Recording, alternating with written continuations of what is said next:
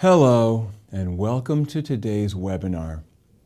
Today we will be covering some very random and possibly boring topics, which I will present to you with some even more boring slides.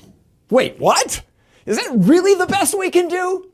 Is that what our marketing has become? Is that the best we can do with our webinars? I say no. Webinars are one of the best channels we have to engage our audiences and deliver programming that will help you create real human connections in this crazy digital world. And today, we're going to learn how.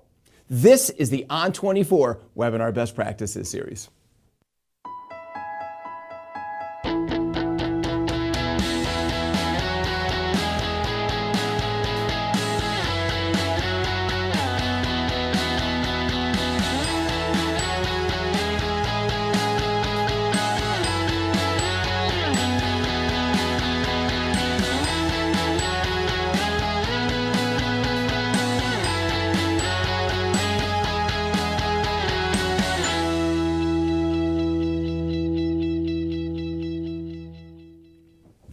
Hello, friends, fellow Webinards, Webinard Nation.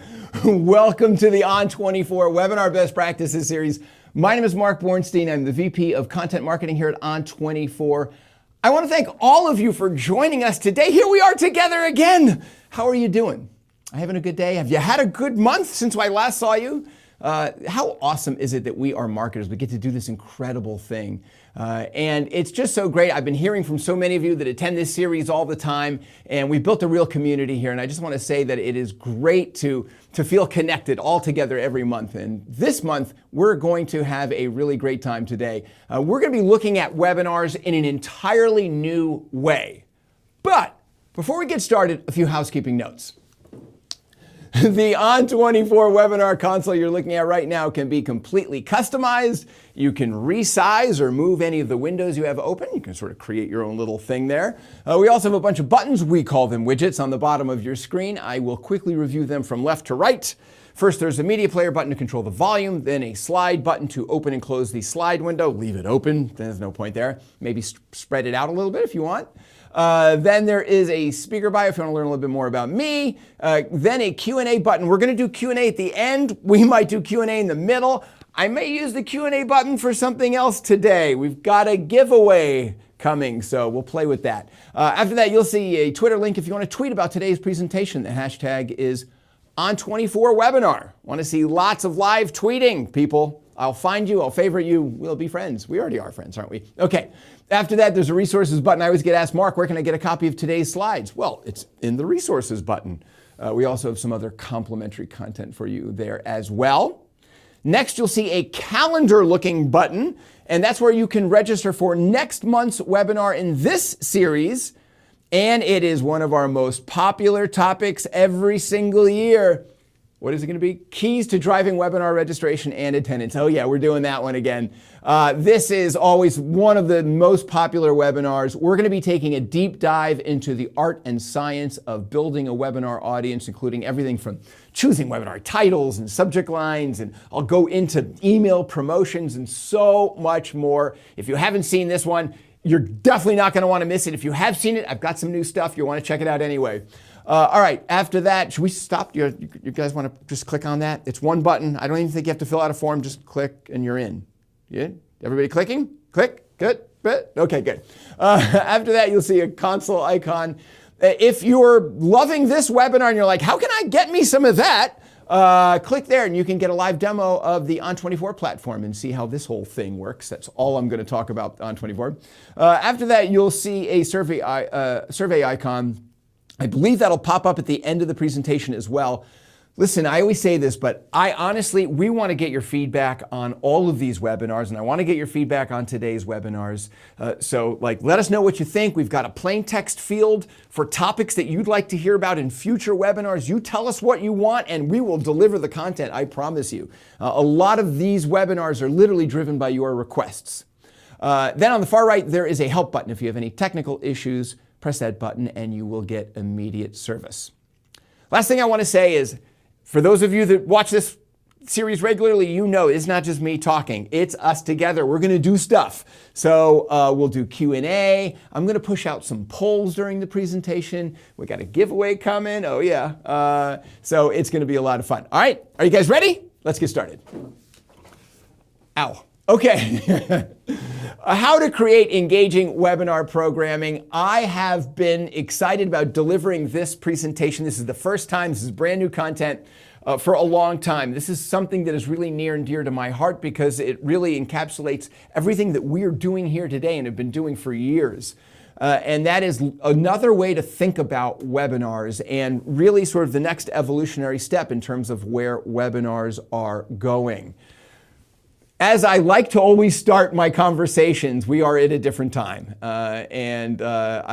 this is the digital age. We're facing digital prospects, digital customers, and they are taking in content in new ways. They are experiencing content in new ways. They expect content in new ways, and unfortunately, a lot of our marketing is simply not built to engage people.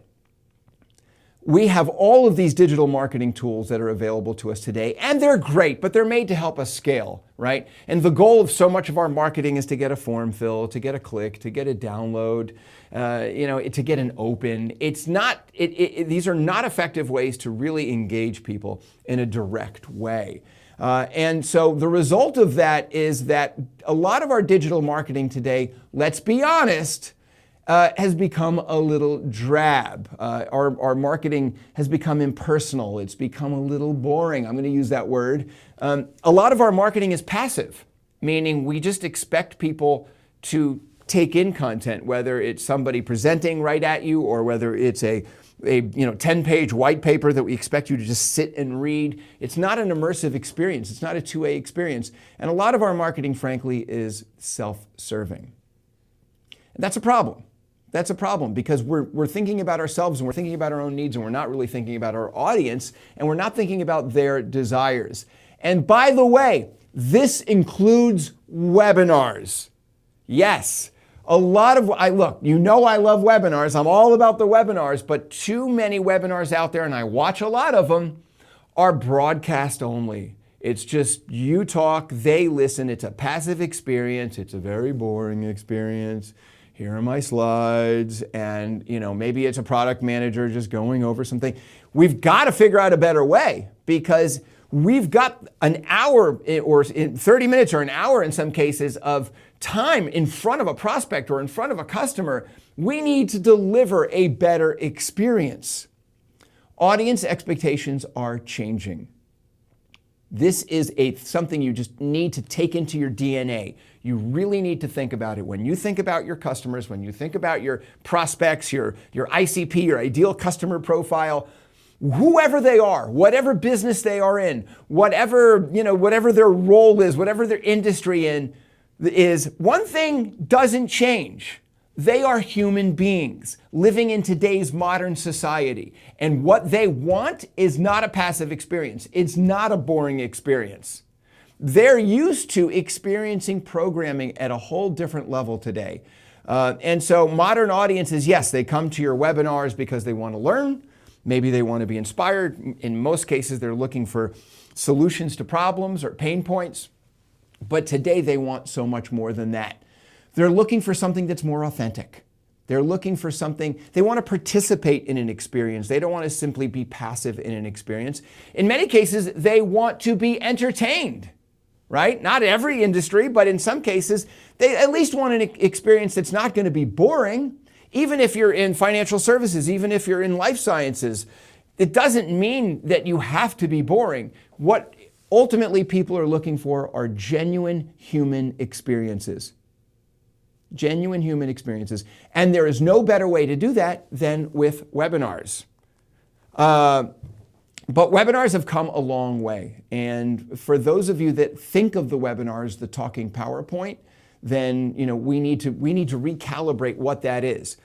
In the beginning, webinars were simply a presentation tool. And then eventually, as they began to evolve and the primary use case for webinars became marketing and training, they became more interactive, they became more engaging, and they became one of the most important tools we had for generating leads and generating demand. But what's happened now is webinars have become the tip of the spear for just about every element of marketing and training, and in fact, corporate communications as well. Why? Because this is the channel. These are the formats by which we engage with people in real human ways.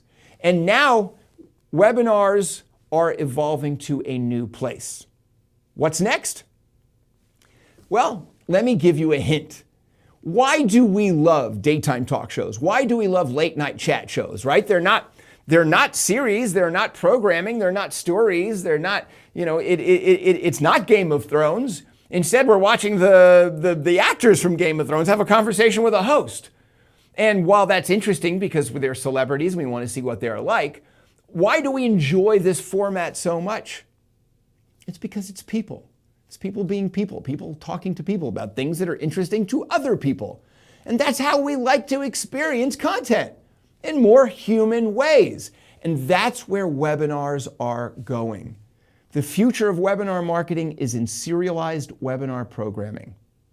We are going to be creating channels of content, channels of programs. A long time ago, or maybe not that long ago, as marketers, we went through a phase where we said we need to think of ourselves as syndicators of content. And I remember that, and I remember feeling really good. I'm going to become a syndicator, a publisher of content. That really excited me as a marketer. Today, forget that. We need to think of ourselves as producers of great programming.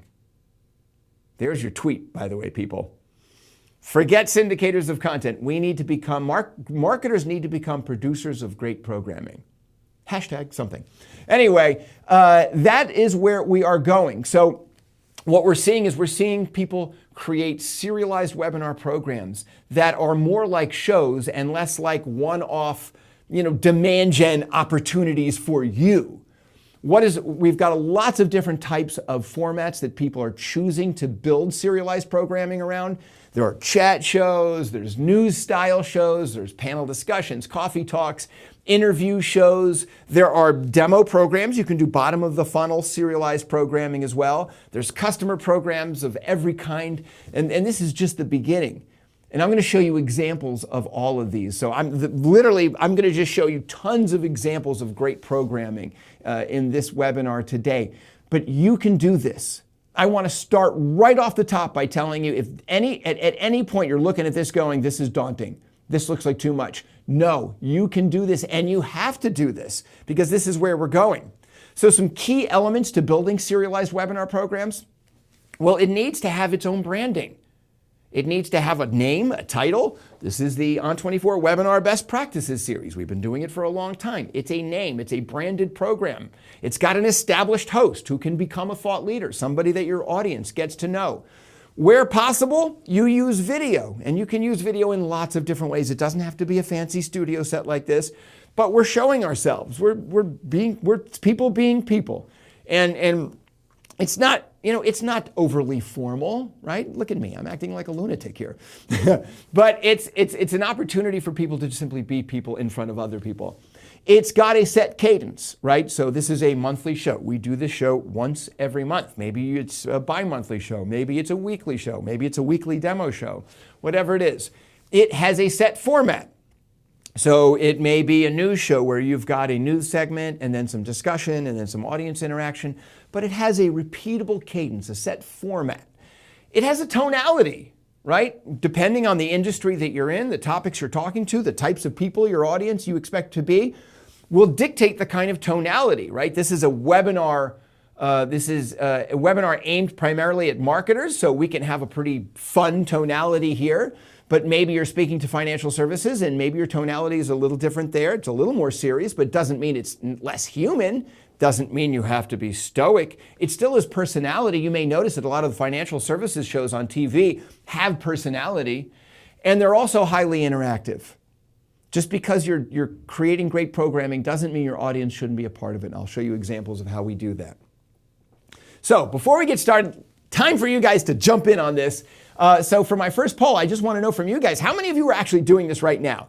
If you're not, it's okay, but do you currently run a branded webinar series? Simple set of answers, yes or no? And we'll see where we all are. I'm guessing we'll probably have a lot of no's, but it's okay. And so you vote by clicking right there on the poll on your screen, not in the Q&A, and then I'll come back to your answers here in just a moment. So do you run a branded webinar series? Yes or no? And then we'll get to your answers. All right. So let's start looking at some examples. And I picked a really great example for my first one that sort of really, I think, encompasses all of the best practices that I just told you about. This is from a company called Securely, and they do a summer training series. I'm going to keep using that word again and again and again. Series. Think of it as a show. Until everybody gets it. I have series literally written on here twice. Lots of companies are running best practices series. For top of funnel webinars, I love this idea of everybody has best practices in every industry, in every subtopic, in every area. There's no reason why you can't be the expert in your field. And here's Securely that is delivering a regular best practices webinar. There's Will. They're awesome. I love these webinars. They literally check all of the boxes. First of all, anybody notice something about this? They're doing, look at this. Should I wait? Yeah. Stranger Things branding. How cool is that? There's the kids from Stranger Things. Yeah, that's pretty awesome. Let's go right from the beginning. So when you see the branding that they've got in their promotions, first of all, it says Securely Things, not Stranger Things. That's cool. Nice job, Will. And they've got a cartoon version of the host. There's Will, and so you get to know him. They're already creating a fun environment. They're already creating that connective tissue. So you're branding the series. You're branding the host. They are doing multi-reg, so you can sign up for multiple events in the series. You don't have to do that. One thing to be aware of, if you have people sign up for lots of events, your attendance conversion goes down a little bit unless you have a really good reminder strategy, but that's important. And then look, if you look all the way to the arrow, you see you've got another little cartoon of Will there. And so they're really doing a great job of branding their host and presenter. So we can go back. They've got him all over the place. So there's Will presenting on camera. By the way, it doesn't look like a fancy studio, right? He's just got that set up there where he's talking in front of a microphone, in front of a camera. It doesn't have to be in a fancy studio, but they've got him on a slide. They've got him in the little cartoon there of the speaker bio. Check this out. Oh, let's pull all the windows out. That's the console. So that's just the webinar console. There's Will. Look at it, so awesome. Anyway, you can have a lot of fun with this, but you want to build a brand. You want to build a brand for your webinar, and you want to build a brand around your host so that people will get to know him and create a connection to him. So he does a number of things. He'll actually do live demos. So I think what he does is he moves to screen share. So the video goes away from him and then goes on to screen share, and he does a little demo and shows you how things work, which is kind of cool. And they've also got a ton of content uploaded so that not only are you getting the best practices from Will, but you can download a ton of supporting content as well. So there's a link to the blog, there's a link to other events that are coming up that they think you should attend. There's a link to lots of different content that you can experience in lots of different ways. It is a great experience. It's a monthly experience. It's something that you can count on. That is how you build an audience. That is how you connect to an audience. That is how you create sub-brands for your company. Isn't that awesome? Don't you want to do this? Why don't you do this? You need to do this. All right, so let's take a look at our poll result before we go any further.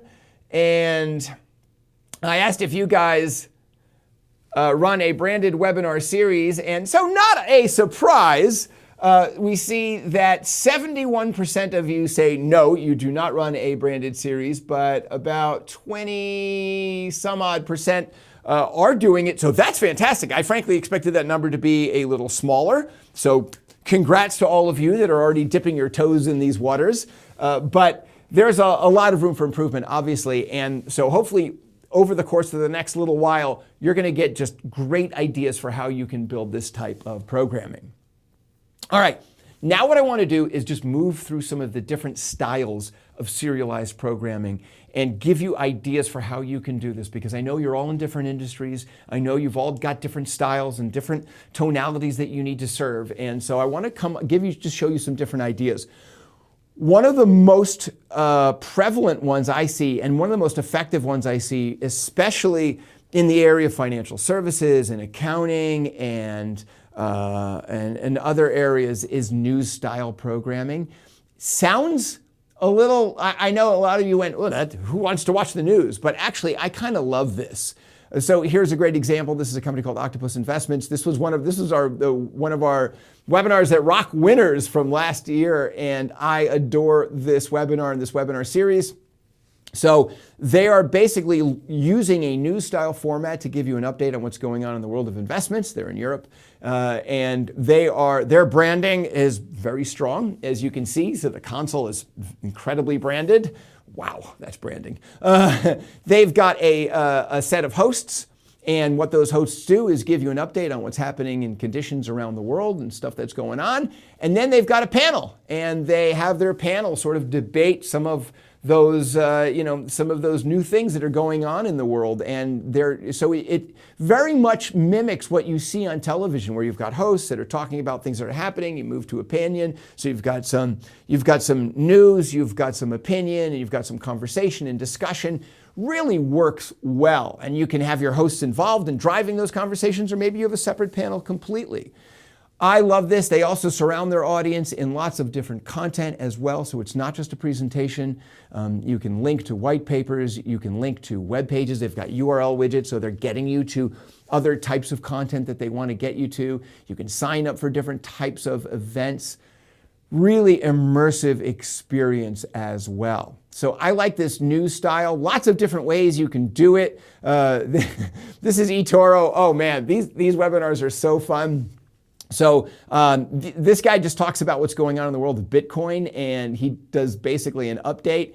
And it really is, it's a sort of a hybrid between news style and almost like weather report, because he's standing in front of this, I guess it's a green screen, I don't know. And he's got another sort of co-presenter there below him, you can see in the small window. And he's just talking about what's going on in the world of Bitcoin, what's moving up, what's moving down, things that are happening. They've got a members club with exclusive content that they're delivering. It really is a neat experience, but I could see for people that are really interested in the world of Bitcoin, they're probably logging into that thing every single month, because this guy is establishing himself as somebody who knows. And not only is he giving you what's going on, but he's expressing some opinion and some expert advice. And I can imagine people are really glomming onto that. And he's having conversations with this other co-presenter who's feeding stuff up to him and feeding questions from the audience. So the audience gets engaged as well. Love that part of it. A really fun experience for people that want to get information in this news style format. Okay, that's the news style format. Another format which I think is absolutely going to be taking off in the next few years is the talk show format. A lot of different ways to do this, but this is probably the single most approachable format. And for those of you that have topics that you're going to talk about where you think it would work, I'm a giant fan of this. By the way, you may notice this is sort of news style, I think, or best practices. I don't know what this is. But LinkedIn does a great job. They have had a series that I really liked a lot called Live with Marketers series. It was their Live with Marketers, and it was a serialized program, and it ran every month. It had an established host there, and she had different guests every month, and all they did was talk about social marketing and things that were going on in the world. And the format of this thing I loved. It was so relaxed, so approachable, and you've got the host and you've got a couple of guests. She had different guests every single month. As you can see, it's not a stuffy studio. They are, I think, somewhere on the LinkedIn campus in one of their, I don't even think that's a break room. I think it's a hallway or something. But it looks cool. It's a nice setup. And they just have conversations. You know what you may notice? No slides. There's no slides, just conversation. And that's what a lot of great programming is, right? Do you need slides when you're watching Jimmy Kimmel or another show like that? No, of course you don't. It's just people having great conversations with people about things that are interesting to other people. And these are really effective. And so I captured just the last one they did because I thought it was really cool. Before they go live, you could see the set there, you could see the cameras, you could see sort of, it's like a pre-show thing. Then they go live. Here she is with her latest two guests. Hey, look, there's Heidi. And then they have conversation. Not only does she have conversation with her guests, but they push out a series of polls throughout the presentation. And then they get the results and have conversations with the panelists based on the results. So the audience is a part of the discussion. That's the one thing that TV can't do, at least yet. And I love this element about webinars. So not only are you engaging a panel and having really great conversation, but the audience is a part of that conversation. They're also pushing out surveys. They're not afraid to get feedback from the audience, and they're learning what works and what doesn't work and what people want to hear about in future webinars. Just really well done. But as you can see, just look at this. The tonality of this thing is fantastic.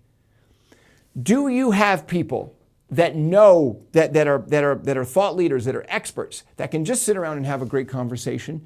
Do you have other experts, maybe third-party experts, maybe analysts that you work with, or other people from customers or other companies that you work with that you can literally get together and have a conversation with, whether in front of a camera or maybe just in front of a microphone? Because this would make for really great programming. All you need is a good host who can hold a conversation, and you're off to the races. You don't need content, you don't need slides. Think about how easy that is. And for those of you that are saying, you know what, I've got terrible presenters, you know what the best way to get them out of terrible presenting mode is? Get them out of presenting and get them to start having conversations, and it really works well. All right, so speaking of bringing your audience into the discussion, let's push out our second poll, which is, do you use video in your webinars? So are you able to do this in some way, shape, or form, whether it's broadcast video, whether it's webcams, whatever? Are you using video in your webinars? Yes, no, or our platform just doesn't reliably support video, so we can't do it. I had to add that because a couple of people last time told me, hey, can you add a category that says we can't? We want to. So do you use video in your webinars? Yes, no, or sorry, we just can't do it right now. And I'll get to your answer here in a moment. All right.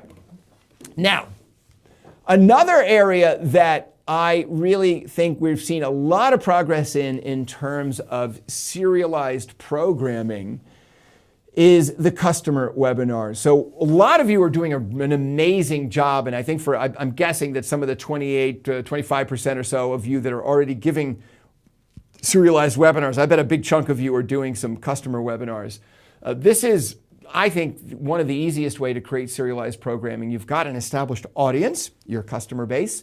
You want to probably brand your customer marketing person or your customer service people. So you've got natural hosts, maybe you've got some community leaders, and you've got content that you want to deliver on a regular basis, right? You want to deliver updates, you want to deliver best practices, whatever it is. And we're seeing a lot of companies deliver some really cool programming to do that. This is Athena Health, and Athena has been killing it for a long time. They are really, I think, a great example of a company not afraid to take chances. They used to do a one-on-one interview format for best practices top of funnel. For their customer webinars, they built a series called the Client Healthcare Series. And they basically deliver updates, but it's done in such an approachable way. It's done in a way that feels like great programming. It's got an established host, that guy, and they have a different program every month where they're talking about different things that are going on within Athena Health, and they share lots of best practices. So let's go through this a little bit and share some of the stuff that he does.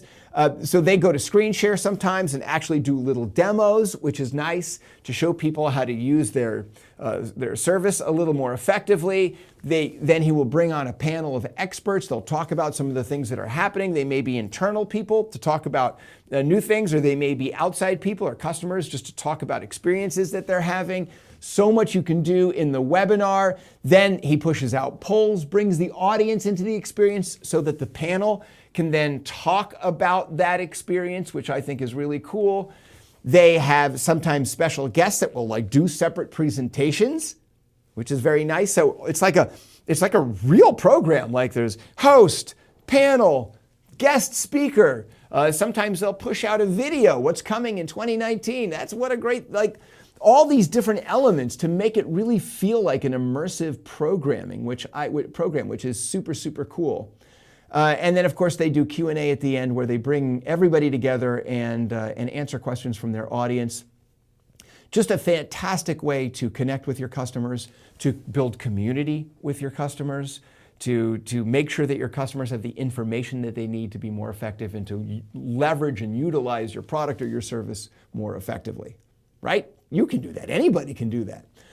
Another thing I wanted to point out, and that is a lot of companies, as they build these series, it's not just a live experience, it's also an on-demand experience. So as you build a series, you want to make sure that people who don't watch the live event can go back and binge on all of the content within your series. So here's an example of Qlik. They do a ton of series. A lot of you have seen me use their examples before.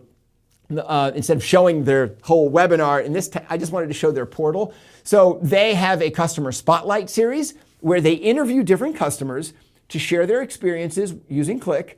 And then they've got a special portal or gateway where all of the different episodes in the Spotlight series are, and they drive people that are attending the live experience to that portal or that gateway, and then they also drive all kinds of customers there in different ways as well. So it's not enough to think of this as a live experience. You need to also be architecting this as an on-demand experience and create gateways of your serialized content. Yeah. Absolutely. I'll show you more examples of that in a bit. All right, so let's take a look at our poll result. I asked you about video and if you're using video in your webinars. So only 34% of you said yes. A staunch 53% say nope, not doing video. And a very sad 12% say yeah, we can't do that. Our platform doesn't support it. So, okay, for the 12%, I don't care who you use, doesn't have to be us, but get on another platform because that's ridiculous. And for the 53%, I'm hoping that by seeing a lot of these examples, you will be encouraged to start thinking of different ways you can do this. And I know a lot of you are thinking this feels very scary. I'll show you some examples that'll make it less scary in a minute. But since we're paused a little bit, I thought it might be a good time to do our contest. So for those of you that watched the last few months, we've been giving away these awesome Webinerd headphones. Yes, we have branded Webinerd headphones. How cool is that? They're noise canceling headphones. I think they're really nice. They've not given me a pair yet. I keep complaining every month. I don't know why I still don't have a pair. Anyway, and the last couple of months we did a little drawing, but we thought we'd do something more fun today. I love the idea of themes. So we're talking about serialized programming. Let's do something a little subjective. Everybody watching Stranger Things right now, by the way, did you guys start watching Stranger Things? Oh my God, I've only done one episode. I'm so excited. I love the show so much. So maybe we can do this. You're about to create a webinar series. It could be based on whatever you want, but let's use Stranger Things, or if you're not a Stranger Things fan, your favorite TV show, and come up with a title for your webinar series. This is going to be crazy. There's no way I'm going to be able to pick the best one, but I'll do my best. So come up with your most interesting webinar series title based on your favorite TV show. Put it in the Q&A button. Just put it right in the Q&A button. And we'll have some fun, and we'll go through some of the titles, and if nothing else, we'll get a laugh. And if anybody blows me away, maybe we'll give away some headphones. What do you think? Is that crazy? Can we do that? Will that work, do you think? I don't know. Okay, let's try it, shall we? Okay, also, are you having fun? Are you getting in some questions? Let me take a look in the Q&A. Start getting in your questions now, because we're going to, let's just pause for some questions right now. Let's see. Here's a question from Anthony who says, do you have this challenge? We put a lot of time into presentations and ask for feedback from our staff. We then make these available in SharePoint, but then no one goes to the resource. What can we do to drive usage? Well, obviously, let's see, a lot of time into our presentations. Sounds like this is for internal usage. So, I mean, it's all about promoting these events. And obviously, you maybe want to think about building nothing wrong. I'm not going to name any of these different technologies where you aggregate all your content, but your content can't stand out that way. These, gateways or portals where you just have your serialized webinar content, I think that's a better way to do that. Okay, let's see. Here is one. Oh, that's I cannot even answer that question. That's too crazy. Here's one from Stephanie. It said, would love your thoughts on how to set up a video webinar equipment if traveling to a client. Well, I love, instead of setting up fancy studio gear when you're traveling to a client, why not actually just use webcams, and you don't even have to travel to the client. Just have your client present remotely using their webcam. You can travel to them or not. I present on a majority of my webinars. I don't do in a studio. I do on webcams, and they look fantastic. They feel fantastic, and I've got presenters coming in from everywhere. That would be my favorite way to do that. I'll show you an example of that in a little bit. Let's see. Shannon says, okay. All right. I see that. That belongs in the contest area. All right, Brandon, come on, get those answers in the contest area. Let's see. Oh, they're all coming into my queue here. Let's see. Let me get to one more question or two more questions. Okay. This is a question from Paula. She says, in terms of talk show style webinar, how big of an audience works best with this style? I don't really think that the audience size matters, does it? As long as you're delivering a great audience experience. Here's the thing. When you build a series, you're going to start with a small audience because you don't have an established audience. You build an audience over time because as people experience great content, as they experience great series, great programming, they'll come back again and again and again. They'll tell more people. They'll share it. You build an audience over time. So don't worry if your audience is small in the beginning. I'm going to share my story with this here in just a bit. Let's see. Michael says, one of the challenges if I'm finding is that if I'm in an industry that involves a lot of technical, data-heavy stuff to kind of get the value across, how do you strike the balance between necessary piles of data and watchability? That's a really great question. And sometimes you need to present data, and frankly, sometimes you need to present slides. But instead of having people do it in presentation mode, maybe they can do it in discussion mode.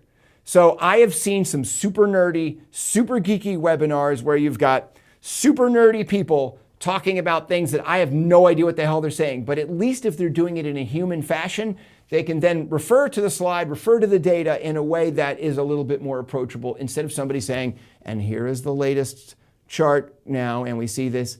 That's all we're trying to do. Even that little change can make an enormous difference. Okay, we'll come back to more of your questions later. Brandon, make sure you get all the movie titles in the contest folder. Okay. Wow, a lot of stuff, right? Are you having fun? This is have fun. That's all we're trying to do here. Don't be afraid to take a sip of water. When you're building serialized programming, it gives you opportunity for human moments, and don't be afraid to be human. Now, one of the things that a comment I get when I talk about this at seminars and when I go visit people is, well, you show a lot of examples from financial services or for very formal industries. Can this work in every industry? And how do you move this to odd industries or industries you wouldn't expect it? And I got to say, we're seeing programming being created for every possible imaginable industry. And I want to show you a great one. Also a winner from our webinars at Rock last year, AutoTrader.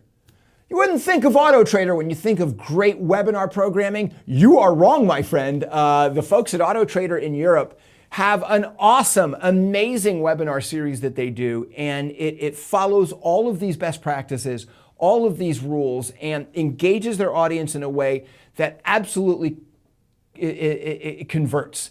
They have got a large audience of people that they're trying to help leverage their platform, their service more effectively. They've got many constituencies of audiences that they're talking to. And they put together this program that I just love. They've got an established host, this woman there. She's awesome. And she always has a series of guests every month. It's a different series of guests. They're talking about topics that matter today. By the way, how awesome is it to have just an entire panel of women on an automotive webinar? Fantastic. And that was one of their goals for this webinar, by the way. And so they're talking about interesting things that matter to people. It's great conversation. They do use slides. Now, here's an example where they use slides to help guide the conversation. That's okay. You can do that too. They engage their audience. They push out polls. They've got Q&A. It's highly immersive, highly immersive. But at the same time, it really is an experience where it's just people talking to people. Now, you may notice that it's not a fancy studio. In many cases, these sets that they've created, they're simply just set up in a conference room there around a table. They've got, I think it's a single camera shot. In many cases, I see these webinars being built with one camera that you could get from Best Buy, not even having people mic'd up, but there's a lot of different ways that you can do this. Here's another example. And they also surround their audience with content options. So while they're delivering this really great content, this is important, pay attention to this. While they're delivering this really great conversational content, notice they are driving people to all kinds of CTAs.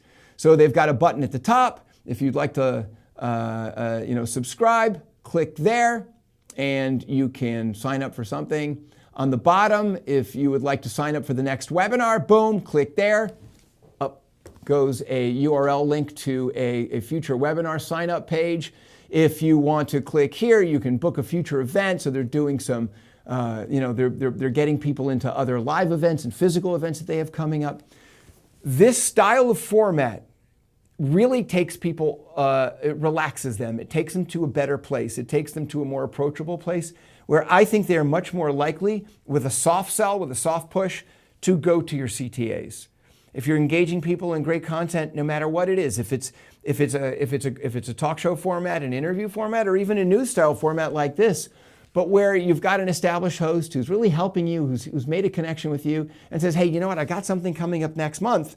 I really think you should, you should check it out. Click there. They're going to probably be more likely to do it. Great reminder, by the way, click on the calendar button below, sign up for next month's webinar, driving webinar registration. Anyway, you know what I'm saying? You guys are probably more apt to do that because you are relaxed, you feel comfortable, and you know that I'm not trying to sell you anything. I'm just supplying you with best practices content. All right. This is important. Everybody says, Mark, do we need fancy studios to do this? So I just want to talk about some of the different options if you want to go on camera or not. So yes, studios like this are nice. I am in the On24 studios in San Francisco. We've got a couple of different studios of different varying degrees. So this one that I'm in right now is an actual studio. It's got multiple TV cameras around me, and behind me there's a control room with a bunch of people. I have no idea what they do. I don't think they're doing anything. I think they're just sitting there like telling stories and eating Oreos, but whatever. I'm going to hear from that. So you can do that. By the way, in every major market, there are studios available for rent at incredibly great prices. You would be surprised how desperate a lot of these studios are for your business. So don't be afraid to go out there and check. Maybe if you only do, a couple of these a year where you have big, fancy, serialized webinars, and then the rest of your webinars can be, audio only, or maybe using webcams, that's okay. There are webcams. And a lot of folks do their studios using webcam technology. You can set up a small camera in front of you. You can use your laptop camera. It doesn't matter. But you can do audio as well. So I want to show you some different examples. This is American Express doing their webinar, which again, what do you see? Series. It is their series webinar. But you've got two presenters that are presenting on their webcams. And it's fantastic. And why are webcam presenters great? Well, let me tell you why. Leaning off camera. This is how we communicate to each other all day long, right? We're FaceTiming each other, we're Skyping each other. And so it's a more approachable format. In many cases, I think it's better than this because this can sometimes feel a little cold. Whereas people presenting on webcams, it's how we're used to talking to each other. So don't be afraid to build a series around a webcam presenter or a series of webcam presenters. You can have conversations and you could do panels with multiple presenters from multiple locations. Do a little Stack Brady Bunch effect. That's kind of a cool way to do that. So it's a lot of fun ways that you can make that happen. Here's Charles Schwab doing coffee talks, where all they do is this woman has a different guest and she just has a little coffee talk chat. Single camera set up in in a room around a couple of chairs and a coffee table. Not hard to do, and that's Charles Schwab, right? But it feels super approachable. It's a great way to build a series. Can you maybe have a series of coffee talks with customers or with experts that you have? Maybe you just build a mini series of 6 webinars and you call it the 6 webinar series. So many cool ways to do that.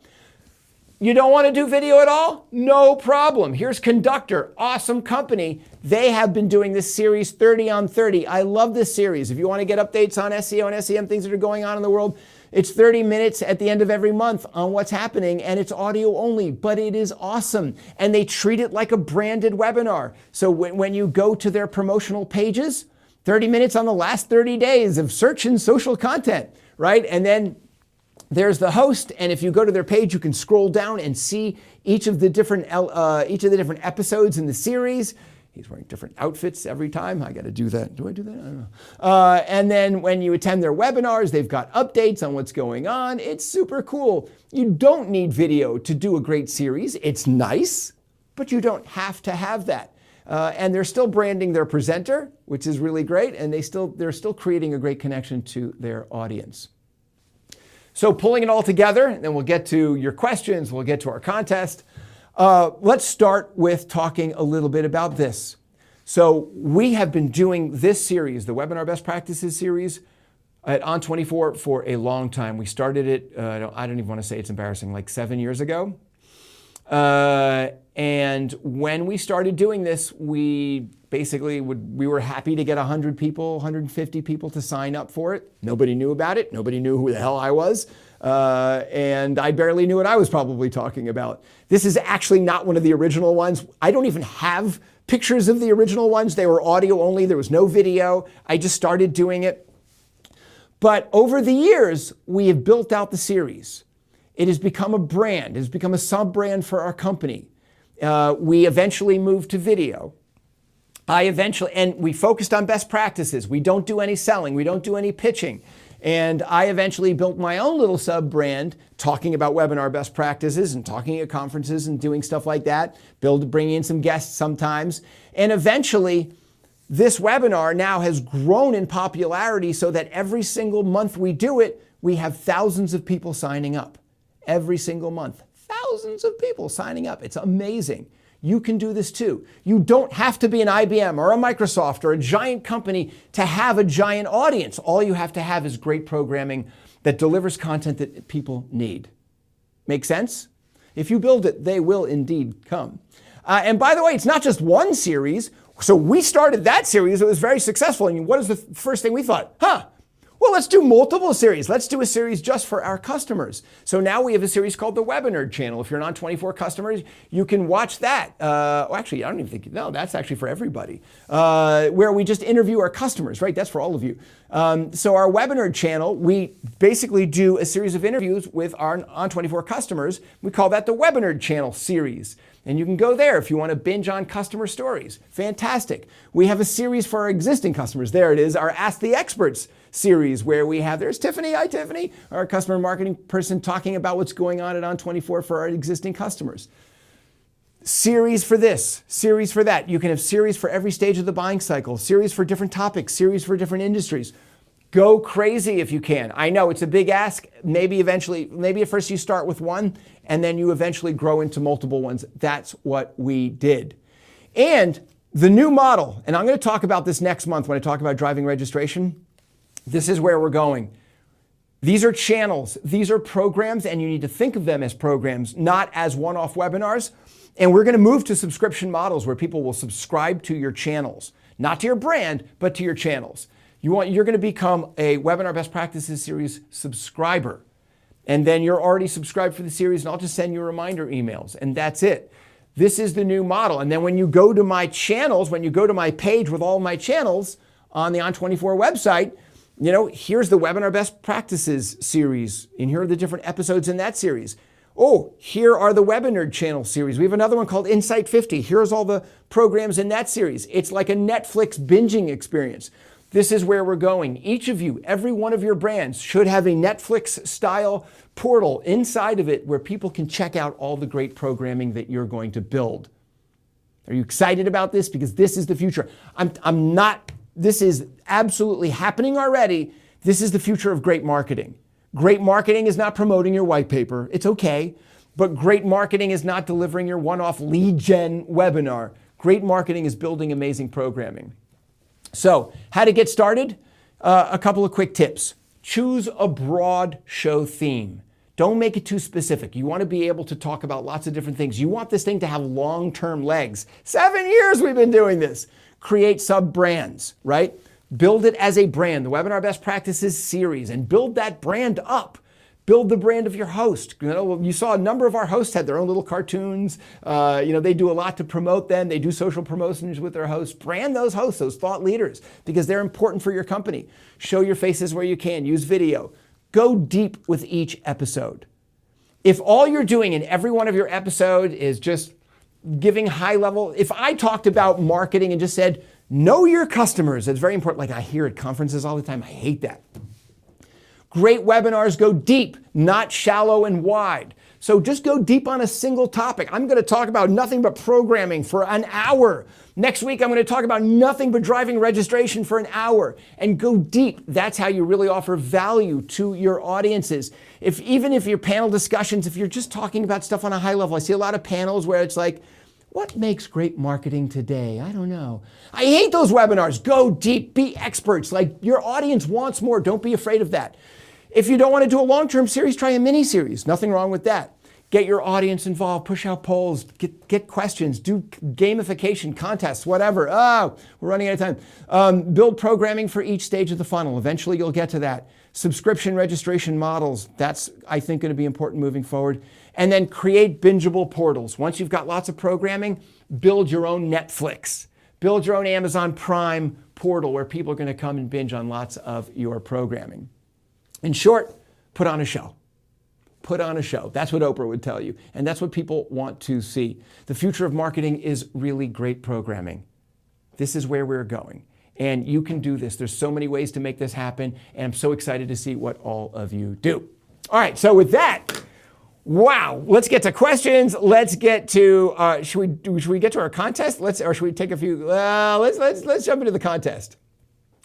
There are about 1 million submissions. You guys are awesome.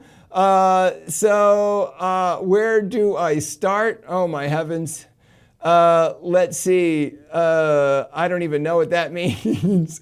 Brave New Curl, the latest in hair design techniques. Oh my heavens. That is from Mac. That's amazing. I love it. Let's see. Contest. Better call the Webinerd. Nice. Well done, Heather. Let's see. Game of Trauma. Webinar on self-help and dealing with trauma. Wow. Okay. That's a good one. Here's one from Cindy. Clinical trials are upside down. I was waiting for somebody to go to the upside down. Thank you for that. Let's see. Jacqueline says, contest. The Handmaiden's Huddle. From The Handmaid's Tale. I don't have Hulu yet. I need to see that. Oh, such a great book. Let's see. Sarah says, Drowning in the Upside Down. Let's see. 11 legal issues impacting the residents of Hawkins. Okay, that may be our front runner right there, Sarah. That is so good. I love that one. Let's see. This person can't even count, but Stranger Wings. Okay, CRISPR gene editing in avian subjects. Very strange person, Michael. Let's see, Melissa says, webinar series name, Flipping the Funnel, like upside down. Okay, the upside down is very possible here. Explore the upside down. Oh man, you guys are really all in on the upside down. Upside down marketing, how to engage series. I love that. That's a good one. Rachel does be a master chef, recipes and tips for a better life. Ooh, I want to go to that webinar. That's a good one. Wait a minute. Is there a zombie one here? iZombie favorite brain recipe webinar series. Near and dear to my heart. That was a good one, Nicole. Oh man. We're going to have to pick our winner, I think, after the webinar because there are too many good ones coming in. Let's see. Stranger Things webinar title, Top 10 Best Moments of Season 3. I haven't seen it all, so no spoilers, people. Wicked Webs. Here's a good one. Series title, Big Little Files. Cute. Strange Little Talks. Or Stranger Talks. That's a good one. The Art of the Webinar. I don't know what that means. That's what's happening there, George. Idea for my customer stories is everybody loves engineers. Oh my God. That is good. That is so good. That is Greg. You're a front runner. Paula writes, going in on the waffle parallel world of webinars. Nice. Okay, there are so many good ones here. Game of Tones, the music industry inside and out, or Game of Tones, sorry. That's a nice one. All right, we will pour through all of these and we will pick a winner and we will get in touch with you. There's just too many of you guys and I do want to answer a couple of questions. Wow, that was fun. All right, so Misty says, can you talk about programming related to healthcare education for clinicians? Typically, it's more evidence-based and strategies. Yeah, so we see actually a ton of life sciences companies, lots of healthcare companies, pharmaceutical companies that are actually moving towards serialized programming where they are answering difficult questions that clinicians face, but they're doing it in a more approachable format. In some cases, they have a section where they do presentation and then they move to conversation and discussion, maybe bringing in doctors or experts. But you'd be surprised at how well that format actually works in that arena. Really good question. Trevor says, how many customer webinars are ideal per month?